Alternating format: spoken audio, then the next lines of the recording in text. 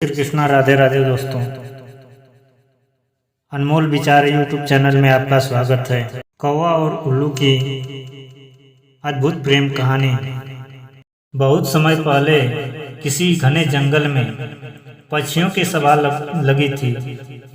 जानवर अपनी परेशानी राजा को बताते थे और राजा उसका हल निकालते थे।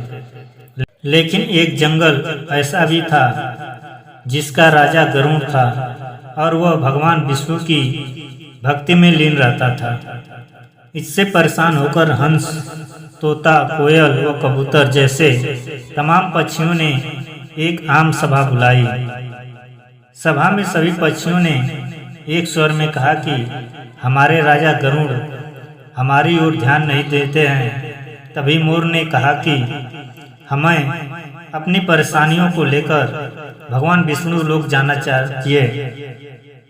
सभी जानवरों की दुर्गति हो रही है, लेकिन हमारे राजा को कोई फर्क नहीं पड़ता है। उसी वक्त हुदहुद जैसी चिड़िया ने एक नया राजा बनाने का प्रस्ताव रखा। कोयल ने कुहू और मुर्गे ने कुकू की आवाज निकालकर इसका समर्थन किया।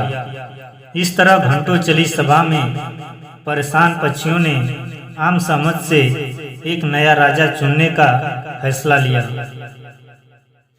अब राजा को चुनने के लिए रोज बैठक होने लगी। कई दिनों तक चर्चा चलने के बाद सभी ने आपसी समझ से उल्लू को राजा चुन लिया। नए राजा का चुनाव होते ही सभी पक्षी उल्लू के राज्य अभिषेक की तैयारियों में जुट गए। तमाम तीर्थ स्थलों से पवित्र जल मंगवाया गया और राजा के सिंहासन को मोतियों से जड़ने का कार्यक्रम तेजी से होने लगा। सारी तैयारियां होने के बाद उल्लू को राज्याभिषेक का दिन आया। मुकुट, माला, सब सामान तैयार था। तोते मंत्र पढ़ रहे थे। तभी दो तोते ने राज्याभिषेक से पहले उल्लू से लक्ष्मी मंदिर जाकर पूजन करने को कहा। उल्लू फौरन तैयार हो गया और दोनों तोतों के साथ पूजा के लिए उड़ गया। उसी समय इतनी तैयारियां और सजावट देखकर कौवा आ गया। कौवे ने पूछा, अरे इतनी तैयारियां किस खुशी में उत्सव क्यों मनाया जा रहा है? इस पर मोर ने कौवे से कहा, हमने जंगल का नया राजा चुना है।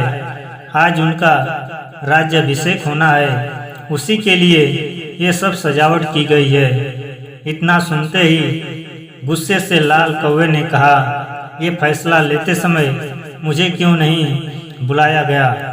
दोस्तों, जैसे रामायण में भगवान श्री राम के राज्याभिषेक के समय उसमें एक मंथरा जैसी कुकर्मी औरत ने दखल दिया और उसके दखल देने से भगवान श्री राम का राज्याभिषेक नहीं हो पाया और उनको 14 वर्ष की वनवास का फैसला मिल गया।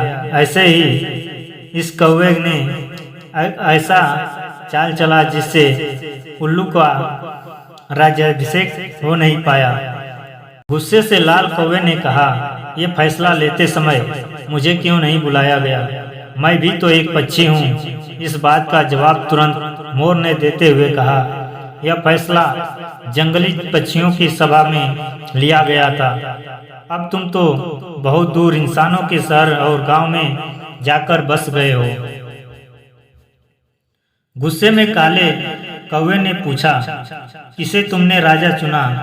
तो मोर ने बताया, उल्लू को। यह सुनते ही कौवा और गुस्सा हो गया। वो अपना सिर जोर जोर से पीटकर काव काव करने लगा।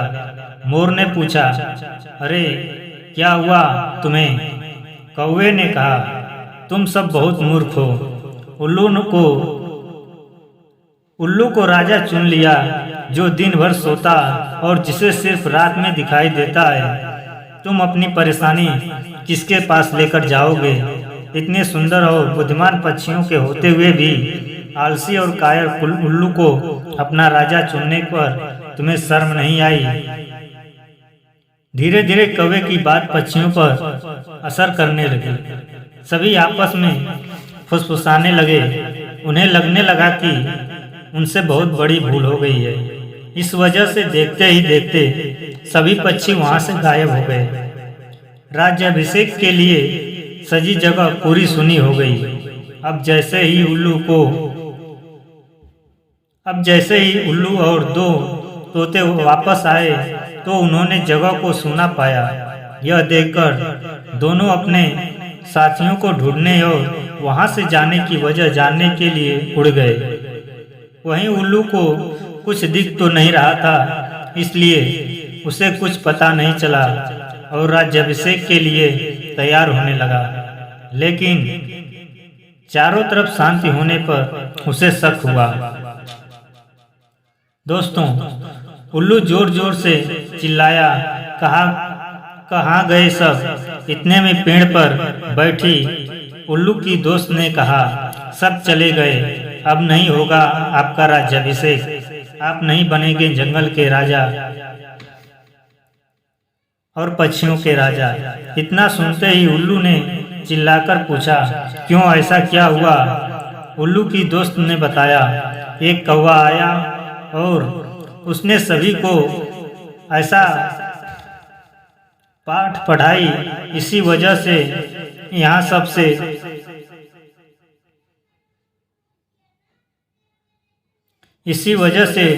यहाँ से चले गए, बस वही कौवा यहाँ पर है। ये सुनते ही उल्लू का राजा बनने का सपना चकनाचूर हो गया। दुखी उल्लू ने कौवे से कहा, तूने मेरे साथ ऐसा क्यों किया? तूने मेरे साथ इतना बड़ा गद्दारी क्यों किया? लेकिन कौवे ने कोई जवाब नहीं दिया। इतने में उल्लू ने ऐलान कर दिया, आज से कौवा मेरा दुश्मन है। आज से सभी कौवे उल्लुओं के दुश्मन हो गए और ये दुश्मनी कभी खत्म नहीं होगी। इतना कहकर उल्लू उड़ गया। उल्लू की धमकी सुनकर कौवा बहुत परेशान हो गया और कुछ देर तक सोचने लगा। इस दौरान उसके मन में कुछ हुआ कि बेकार ही उसने उल्लू से दुश्मनी मोल ले ली।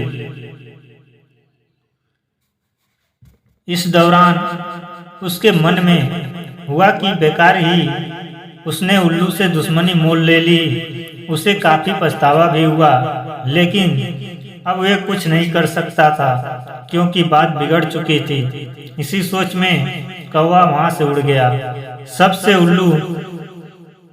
तब से उल्लू और कौवे की दुश्मनी चलती आ रही है, इसलिए मौका मिलते ही उल्लू कौवों को मार देते हैं और कौवे उल्लुओं को मार देते हैं।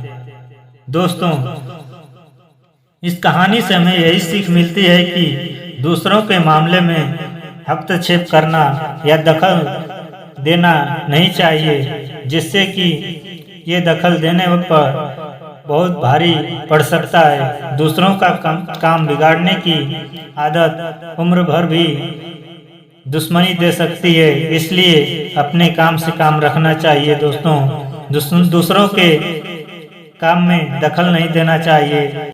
किसी के बीच भी वाद विवाद में दखल नहीं देना चाहिए। दूसरों के घर या गृहस्थ में या किसी और चीज में तीसरे आदमी को दखल नहीं देना चाहिए।